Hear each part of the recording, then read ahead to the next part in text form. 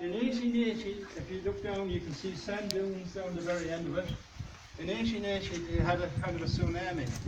They were covered. There was 5 to 6 feet of water in every house in Walker City. Right? Now, if you look out straight out along there on the right hand side, the headland is called Helvig. It's an old Viking name. The Vikings used to raid this place regularly. Right?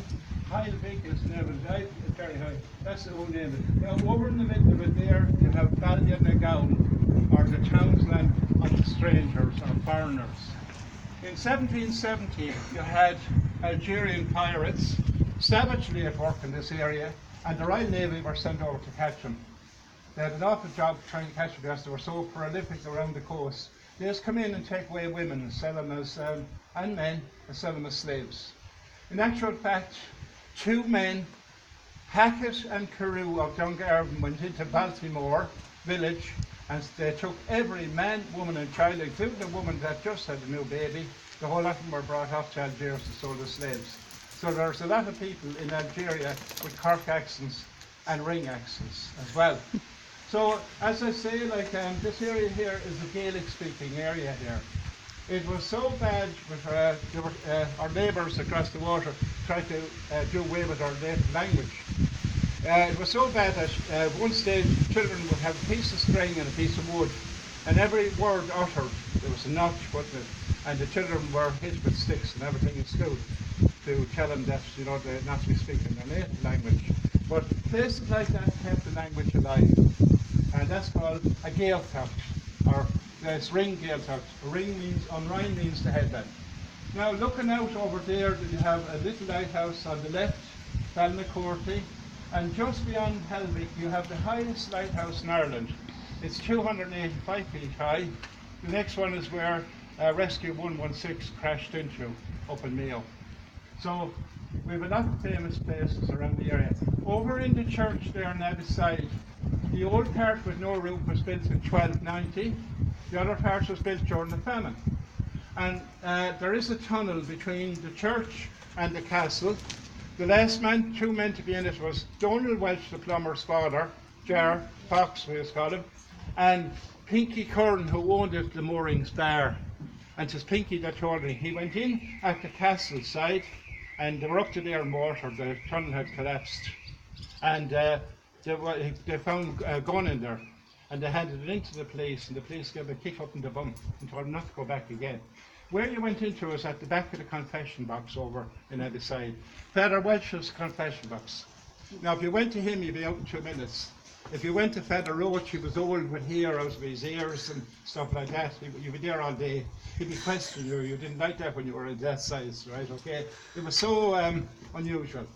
But the only place that was memorialised that a man and woman were not getting on in every side. All men and women, they always got on well, and they never had a row or anything like that. But this fella had a problem with the wife. And in the old place over there, it's called a Cleagos. Cleageen is a bell, that's the Irish for a bell. And Cleagos is where it was kept during the penal days when priests were hung, drawn and quartered for being priests. So they hid the bell in the Cleagos, and your man had a lovely inscription on his wife's tomb. And it goes like this: Here lieth the body of a dead old dame. Once she was wicked, now she is tame. Here she lies without sheet or blanket, and here she lies, and the devil thank her. Now, she must have been a bit of a naughty lady, because for the husband to write that on her tombstone, it's now worn away, so time has erased it. And that was in the Cleagos on every side. Right. Where we are is Jacknell Street. The inside house there is owned by the Snow family. And in 1849, Mary Snow was from there, and she was actually brought to the workhouse. Her parents had died with cholera. She was brought out, she was only a young girl at 15. But they said to her, you're going to Quebec, I'm not. They threw her out, came in where you walking in there, or where we'd be going out there now, and she lived in that, survived the famine. Right? It was horrendous what went on. I'll just give you another example of how horrendous things were. Up on the hill over there, you have Relica Clay. It means the graveyard on the hill. Right.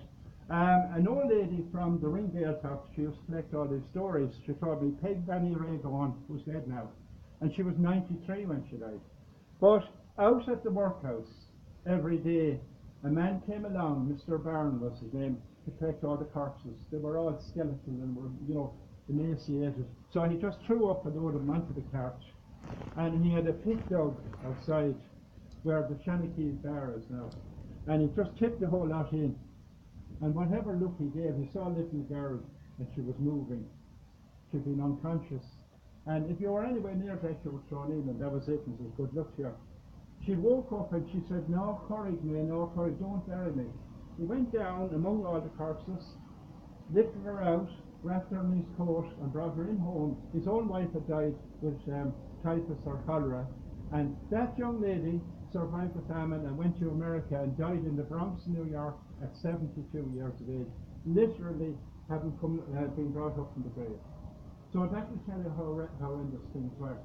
But go back to me boasting again. I hate boasting, but I have to. Over there across the river there, just near the White House there, you had a little it's a pink house over there on the left, which cannot be seen, it's just around the corner there. There was a young guy born there in 1903, Ernest Walton. He split the atom. He's the only Irishman to get the Nobel Prize for Physics. Sir John Cockcroft and Ernest Walton worked together, and they both got the Nobel Prize for Physics. He came from either side. And I love telling everyone we have a Nobel laureate over there in the village. So there you are. So, as I say, that's where we were brought up over there. It was a lovely, lovely place to be brought up. There was no such thing as blackguarding or anything, simple little things, but, and you didn't bring the police to your mother and father's door, and we were in fear of the police, we were. And you didn't go missing. Okay, we done a bit, but not anything like today. Okay? Right, up we go again. And you remember I told you about the man out the window? That's his memorial